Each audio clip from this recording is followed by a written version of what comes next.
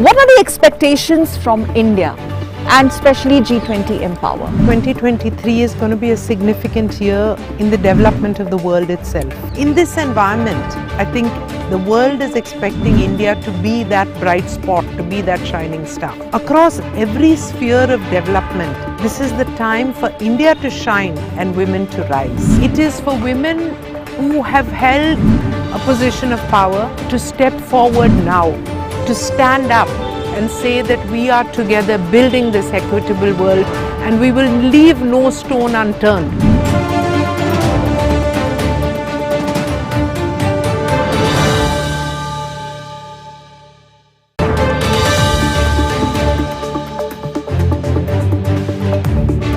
What are the expectations from India and especially G20 Empower? 2023 is going to be a significant year in the development of the world itself. In this environment, I think the world is expecting India to be that bright spot, to be that shining star. Across every sphere of development, this is the time for India to shine and women to rise. It is for women who have held a position of power to step forward now, to stand up and say that we are together building this equitable world and we will leave no stone unturned.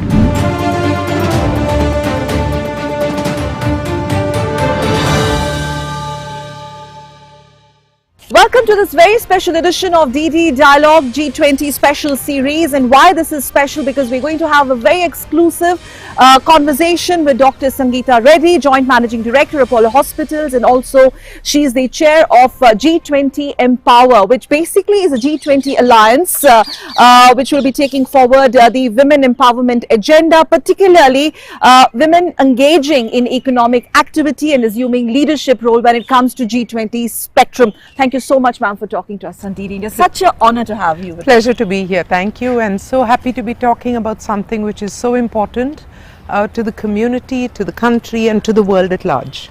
To begin with, ma'am, if you could just share some insights as to what is Empower, G20 Empower Alliance or grouping all about as an engagement group. We understand that the initiative started in Japan, and now India is here to take this agenda forward. You're the chair. What are the broader priority areas under India's presidency? So like you said, this was started 4 years ago in Japan and became a very important part of the G20 initiative. The ideology is to look at women's role in the world, in the economy, at the workplace, and towards this, Empower is the wing which encompasses the corporate sector, the private sector, and aims to enhance and to implement policies which seek equity in the world for women's participation. Broadly, the priorities that India is following will be in keeping with the global agenda. So number one, it's clearly to enhance women's role in entrepreneurship and in business. And towards this, you enhance equity as well as commerce. Being a private body, this is one of the important priorities. But also, the second important priority is to look at education. And here we know the significant statistics, and you will see the statistics about, you know, women's role in commerce, but the women's role in education,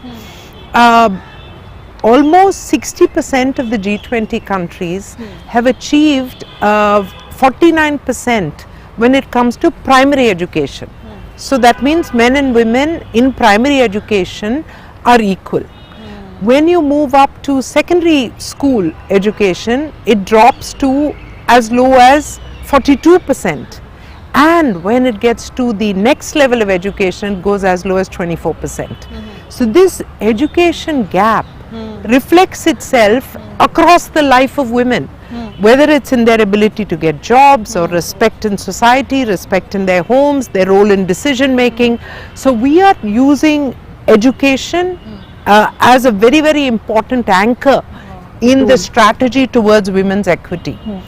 So what we understand here, there's going to be under India's presidency, Ms. Reddy, lot of emphasis, or rather renewed focus on gender equity and gender considerations, and that is something which G20 Empower would like to mainstream into G20 declaration or communique and then translate those into, policy and implementable policy, not Absolutely. confined to the talk shops and government files, right? Beautifully said. But I'll take this one step further Sure, ma'am. by quoting what our Prime Minister said when India took over G20.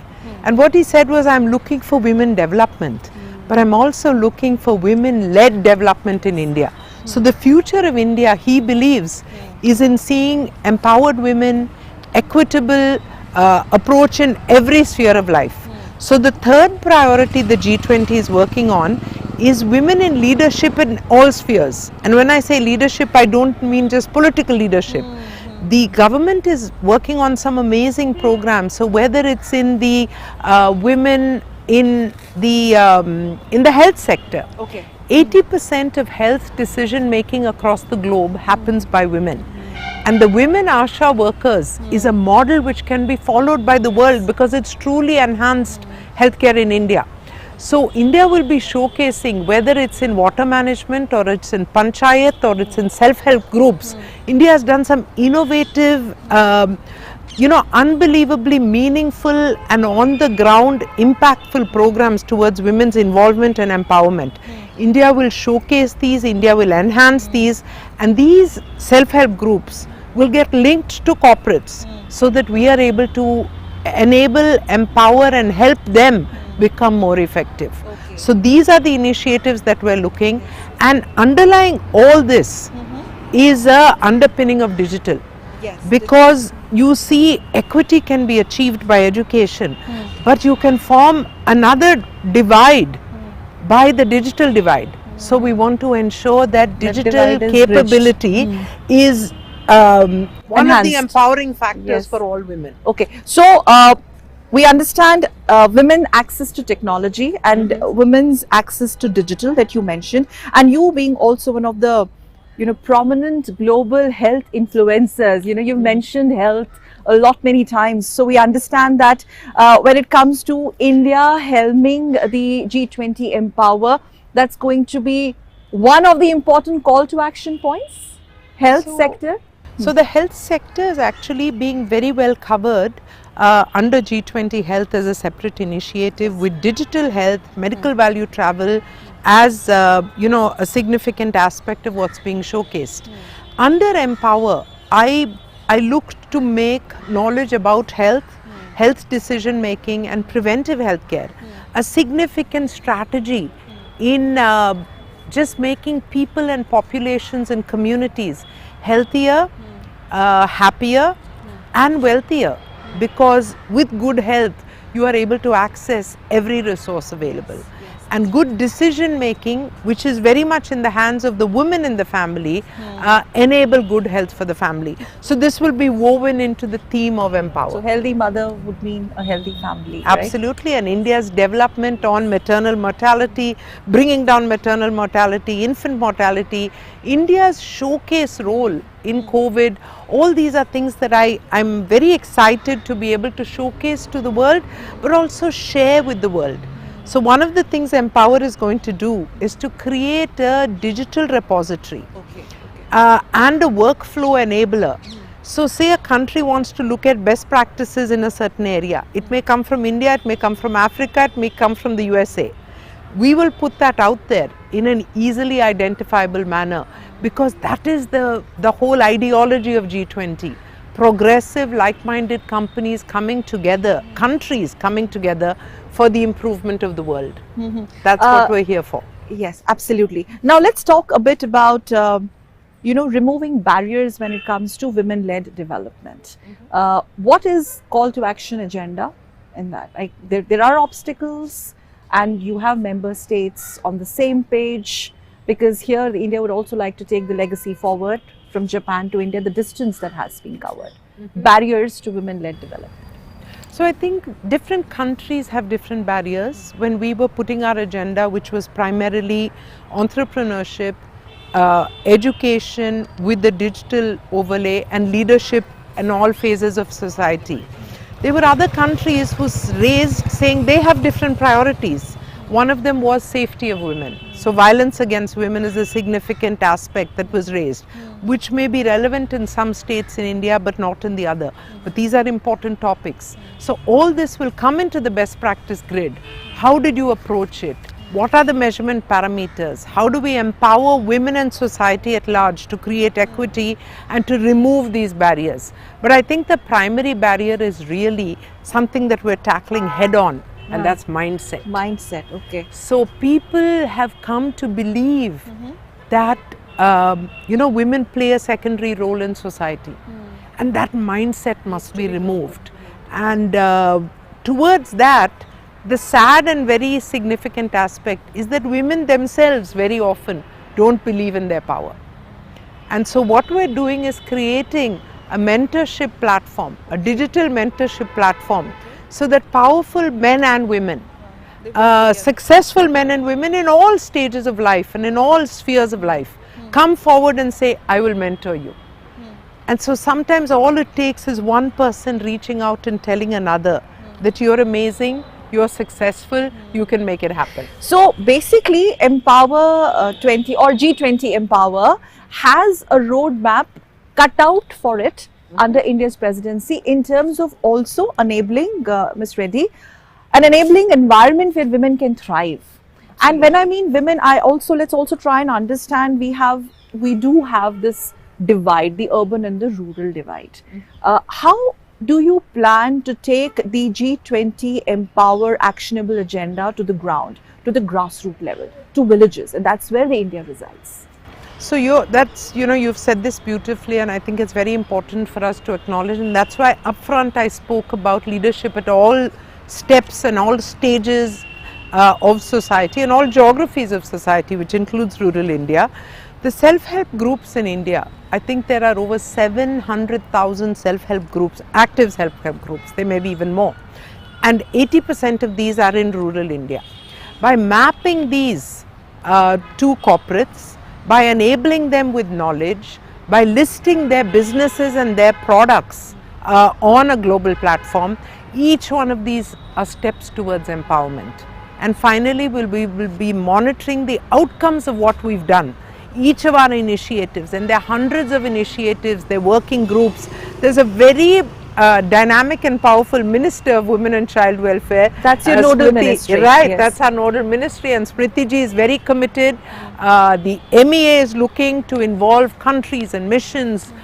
So we have their involvement and their support.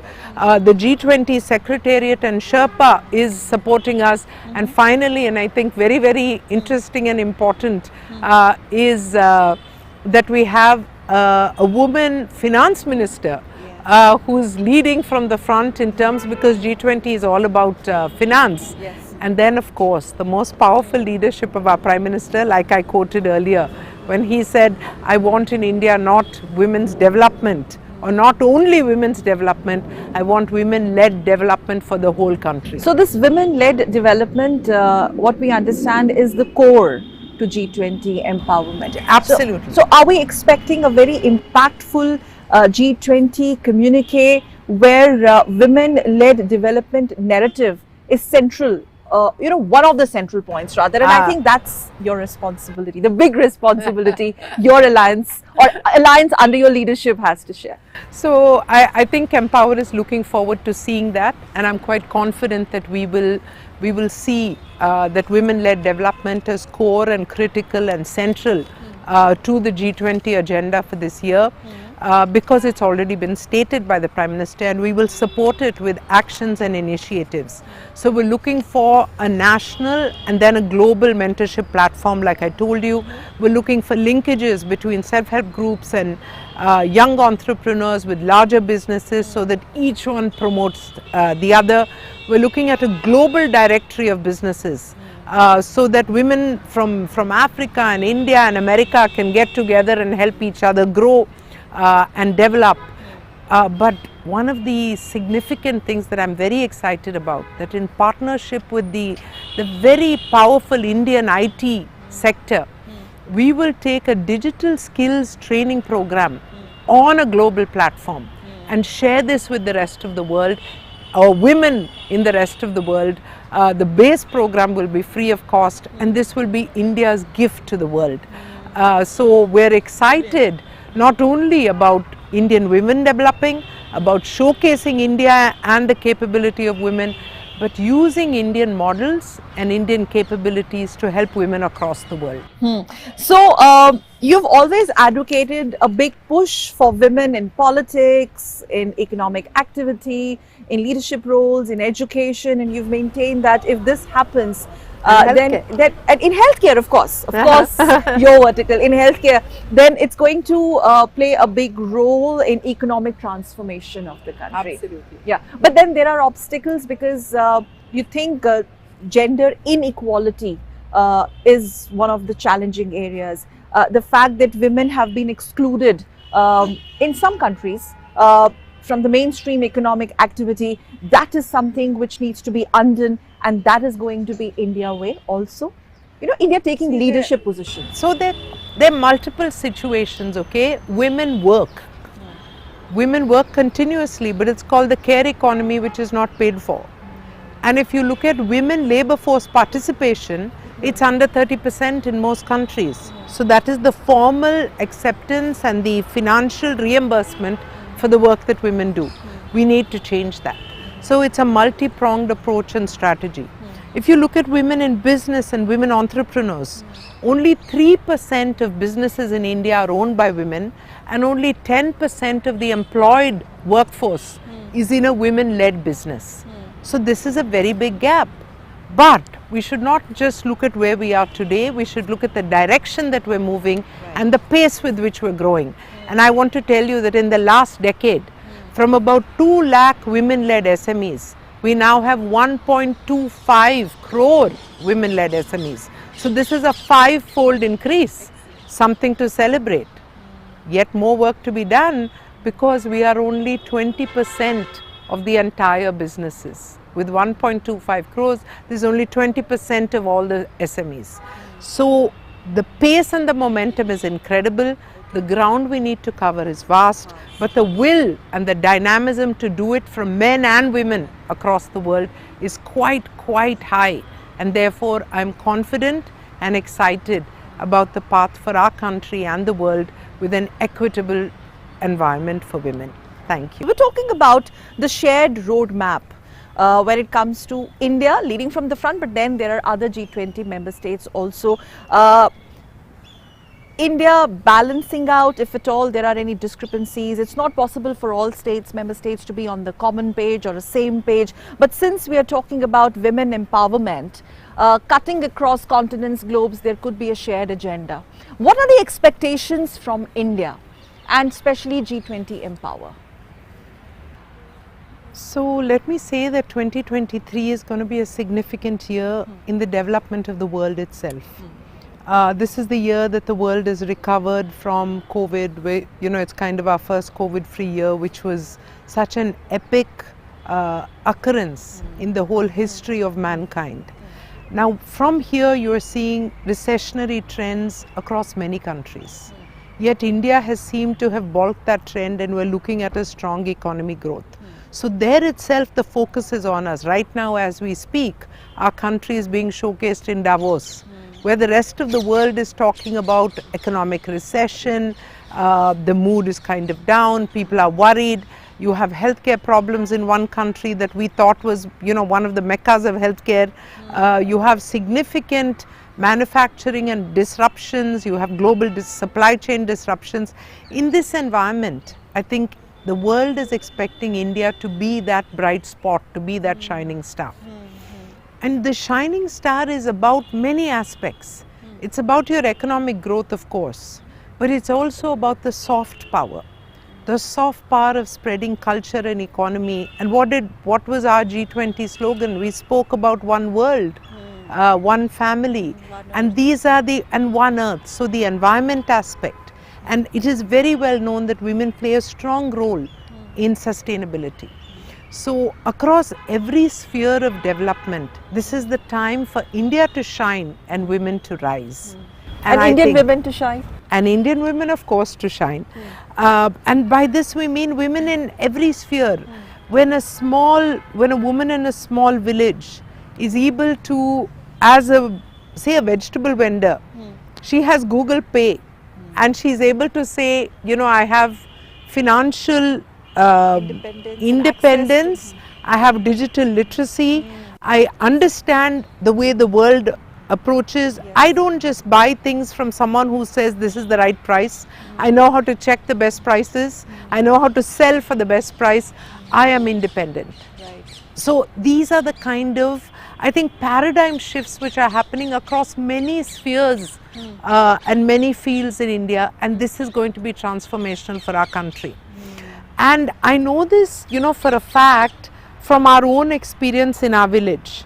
So about 23 years ago, my father started a small hospital in our village because, you know, it was important. We were doing hospitals all over the country, some in other parts of the world, and he wanted to give back to the place he was born. So a 100-bed hospital started in Argonda. But it was not just a hospital. We did 100% health coverage through the country's first passport to healthcare. We did telemedicine, which was, in fact, the button was pressed by Bill Clinton when he visited India in the year 2000. But beyond that, we focused on primary healthcare. So we focused on maternal and child nutrition. We brought down maternal and infant mortality rates. We did preventive health screening. Today, the incidence of cardiac disease is very, very low because they're leading a healthy lifestyle. We find cancer in stage 1, so we're able to treat them, and the deaths due to cancer have come down.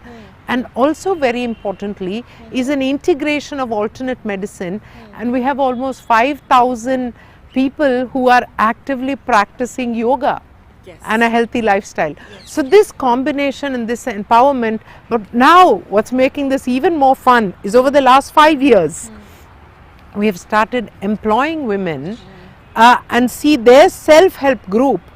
So 10% of Apollo Hospital scrub suits are stitched in these villages. Fantastic. And each of those women is earning 10 to 15,000 rupees. And you know where that money goes? It goes to educating their child. It goes to good nutrition for their family. And it goes to building a pakka house and a bathroom. Women-led development to the core. And that's exactly it. You know, the grassroots women-led. So when you empower women to learn, when you empower women to earn, it creates... Is this going to be the India model for the world? In the sense, okay, so I'm going to digress a bit, ma'am, here. You have W20 grouping already in place, though it's a civil society group, and G20 Empower is more on corporate economic leadership lines, etc. in the G20 scheme of things. Now, do you think there has been enough visibility for W20, enough commitments as far as W20 is concerned, and linking that to India's presidency, where G20 Empower has such a vast agenda to cover? So, you know, I think you should appreciate the fact that 365 days is a very short time in the development cycle of a country. However, what we need to do is paradigm shifts, significant steps, paths in the right direction, and that's what you will see this year. You will see India making those steps, you will see India's leadership showcased, you will see women making progress at every level, and these outcomes will be measured. The government is looking at it, the Empower group is looking at it. These will not just be activities, these will be activities which are linked to policy which is focusing on paradigm change and acceleration of equity in our country. That's what we're working on, that's what we're trying to do, and I'm going to use this opportunity to reach out to women and men across the country to please support this. Write to us at the Empower website of G20. Write to us, reach out to us, volunteer, and step up and help each one. If you help one woman, say she's your maid servant, help her in the right nutrition, help her in her health awareness. If she's in the age group of 16 to 27, has she taken her HPV vaccine? Because you can help her prevent cervical cancer. So it's about awareness and about all of us moving towards this common cause of a more equitable India. And I'm sure we can do it. All right. One final question, ma'am. Very quickly, you have a very busy year ahead. Though you said the 365 days is a very less time. But then for G20 Empower as an engagement group, if you could just share some insights into the calendar year, the activities or events that have been lined up for the next 1 year. And then I'll have a final word from you. So basically we have a troika, which is the countries of Japan, Brazil, Indonesia, who were involved in the last 2 years and the coming year. So we have working groups online which are very active towards these stated imperatives and the desired outcomes towards this. In addition to that, we have to move down into knowledge and position papers, which will form a part of the final document of G20. Okay. So those working groups, so we have BCG, we have United Nations Women all working with us towards building those policy documents. So you've multilateral agencies are also integrated Definitely, with the G20. absolutely, definitely involved. We have FICCI, which is our nodal agency. We have FLOW, which is FICCI Ladies Organization, taking and spreading this message on the ground. But we also have showcase events. So our first event is of course in the beautiful city of Agra, which in fact is where a monument was built for a woman. So I think it's quite significant that we have symbolic. Agra, absolutely symbolic. So February 11th and 12th is Agra. Then we move on to Thiruvananthapuram in April, and then we move to the beautiful city of Bhopal in June. So these are the three main events of Empower. In parallel, you will have 3 events of W20, and then you will have 3 ministerial events as well. So we dovetail all this by August, and also we are hoping that in the final event of G20, there will be one track for Empower and for W20. So this is the calendar or the agenda. But this agenda is not fixed only to these meetings, because like I said, there are multiple events. We have just concluded one event where, along with Meta, we taught over 500 women how to do digital marketing. But this 500 women was part of a group of 500,000 women that we're going to bring onto this platform. Ripple effect, the chain reaction of. And then we have a platform where we're going to do virtual exhibitions. So there will be hundreds of Indian business women connected with businesses across the world, and a directory, a search engine, all put together. So these are continuous activities which may be born during this year, but which will continue. And finally, I think one of the most powerful platforms, like I said, the biggest hindrance towards us is really the mindset. And for the mindset, we are doing the mentorship platform. This mentorship platform is where I'm requesting women and men from all walks of life to please reach out and volunteer to mentor one other woman, to feel confident, to help bridge skills. I have a young man in Gurgaon counseling a 50-year-old woman in digital marketing. We have These are game-changing events. Absolutely. These are the game changers. So success is built by a series of small stories. And it's these kind of winning stories that I'm requesting everybody to make. All of you create them. We are only creating a platform or shining a light on the potential of the light within everyone and the power that we can create by making women in India shine and women in the world shine. So please be a part of this change. Please be a part of this movement. I think it's sort of a writing on the wall that Empower 20, it's sort of all set to be that one engagement group under the G20 umbrella to make a change in the lives of women, not only in India, but the world around, where it matters the most. Ms. Reddy, you've been speaking to us straight from the heart, to the nation rather. Absolutely. Your final message on behalf of G20 Empower to the viewers of DD India, cutting across different countries.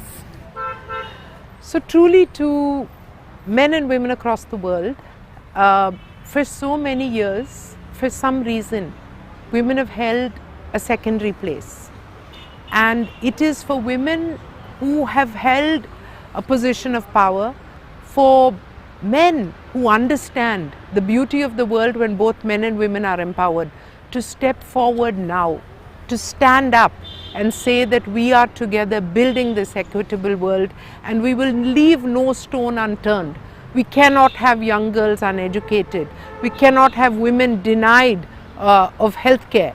We must make sure that all have equal nutrition, and finally all have equal pay, equal opportunity and equal leadership. And it is in this future world that all of us should bring our children and our grandchildren into, because that is the world we aspire. Thank you. Thank you so very much, Ms. Sangita Reddy, for talking exclusively to DD India on this very special edition of G20 Empowered, the big picture under G20 series, with one and only Dr. Sangita Reddy, Joint Managing Director, Apollo Hospitals, and Chair, G20 Empower. It was such a pleasure talking to you. Pleasure talking to you too. All the very best. Thank you, ma'am. Thank you. Thank you.